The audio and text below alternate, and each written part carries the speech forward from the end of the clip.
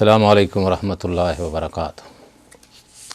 ہم نے بیان کیا ہے کہ شہر المحرم میں روزہ رکھنا بہت بڑی فضیلت ہے، اور شہر محرم میں رافضہ شیعہ جو لوگ ہیں ان کی مجالس میں جانا بہت بڑا گناہ ہے، رونق بخشنا۔ کچھ ایسے کام ہیں کہ جو راج ان کو شیعوں نے کیا، رافضیوں نے کیا، اور مسلمان بھی شریک ہو گئے۔ ان میں سب سے پہلے جو بدعات میں سے ایک بدعت ہے وہ یہ ہے کہ میں نے دیکھا کہ عورتیں قبرستان جا رہی ہیں۔ پوچھا کیوں بھائی؟ قبروں پر مٹی ڈالنے کے۔ اللہ کے نبی صلی اللہ علیہ وسلم کی صاف حدیث ہے بغیر کسی تردد کے کہ لعنت اللہ علی زائرات القبور۔ ایک حدیث میں ہے کہ لعنت اللہ علی زوارات القبور، لعنت ان عورتوں پر جو قبروں کی زیارت کرتی ہیں۔ مٹی ڈالنے کیوں جا رہی ہیں محرم میں بھائی؟ قطعاً عورت قبرستان میں نہیں جا سکتی، اور پھر خاص کر کے محرم میں یہ دو غلطیاں ہو گئیں۔ ایک عورت کا قبرستان میں جانا، ایک محرم میں خاص کر قبرستان میں جا کر مٹی ڈالنا۔ مٹی ڈالیں آدمی مرد، اگر کوئی خطرہ ہو قبر بیٹھ گئی ہے، عورتیں نے نہیں جانا، یہ یاد رکھنا۔ ایک تو اگر عورت جائے گی محرم کے مہینے میں، خاص کر کے کل بدعت ضلالہ کے بدعات میں شامل ہوگی، اور عورت جائے گی خاص کر کے تو لعنت اللہ علی زائرات القبور میں شامل ہوگی۔ ایک بات۔ دوسرا بات ہے کہ عورتوں کا سینہ کو بھی کرنا۔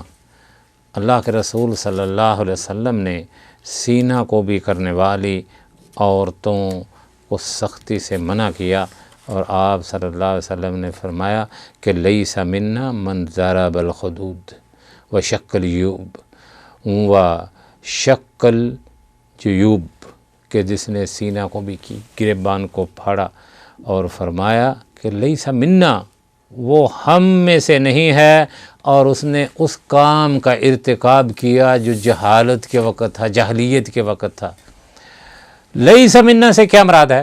کہ وہ اس پر کام کر رہی، عمل کر رہی ہے جو شریعت اسلامیہ میں نہیں ہے، اللہ اور اس کے رسول کی اس پر مور نہیں ہے، اپنی طرف سے کر رہی ہے، اور اس کا کوئی ثواب نہیں بلکہ اس کی گرفت ہوگی۔ تیسرا، محرم کے مہینے میں سنی بھی شادیاں نہیں کرتے۔ کہتے ہیں کیوں محرم کے مہینے میں نہیں کرتے اور سفر کے مہینے میں نہیں کرتے؟ کہ اس میں سفر پڑ گیا بھائی، بیویاں سفر میں تھیں تو شادی کب کرو گے؟ رمضان میں تو روزے ہوتے ہیں، نہیں کرو گے؟ یار سنیو، ڈوب کے مر جاؤ۔ تم شیعوں کو کافر کہتے ہو، کہیں کام وہی کرتے ہو جو وہ کرتے ہیں۔ اس لیے یہ قبرستان میں جانا، سینہ کو بھی کرنا، شادیاں محرم میں نہ کرنا، نیازیں چاول پکا پکا کے تقسیم کرنا، سبیلیں لگانا، یہ تمام کی تمام چیزیں شریعت سے ثابت نہیں ہیں۔ یہ وہ بدعات ہیں کہ جو ہمارے ملکوں میں سنیوں میں راج ہیں، سنیوں میں، شیعہ تو بہت دور کی بات ہیں۔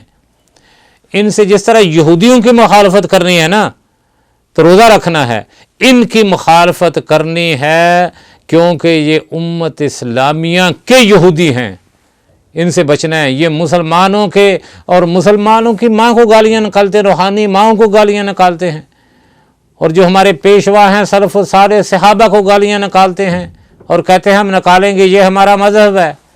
تم ان کی پیروی کرتے ہوئے شادیاں نہیں کرتے محرم کو؟ یار ڈوب کے مرو، کوئی سمجھنے کی بات ہے۔ وہ بھی کہتے ہیں یا علی مدد، تم بھی کہتے ہو یا علی مدد، یو بھی کہتے ہیں یا حسین مدد، تم بھی کہتے ہو یا حسین مدد۔ یہ حسن رضی اللہ تعالیٰ عنہ کو مدد نہیں کہتے، حسین کو مدد کہتے ہیں، حضرت علی مدد۔ اس لیے جو محرم کے مہینے میں سنت کے مطابق کام ہے ان کو کرنا ہے، بدعات کے قطعاً قریب نہیں جانا، نہیں تو اللہ رب العزت کی طرف سے گرفت ہوگی۔ نہ نظر اللہ نیاز حسین دو گے تو شرک اکبر کا ارتکاب کرو گے جو نہ قابل معافی ہے۔ ہم جب تحیات للہ والصلوات والطیبات کہتے ہیں نا، یا اللہ میری تمام قسم کی عبادتیں، مالی ہوں، قولی ہوں، فعلی ہوں، تمام عبادتیں یا رب تیرے لیے ہیں، پھر نماز قبول ہوگی۔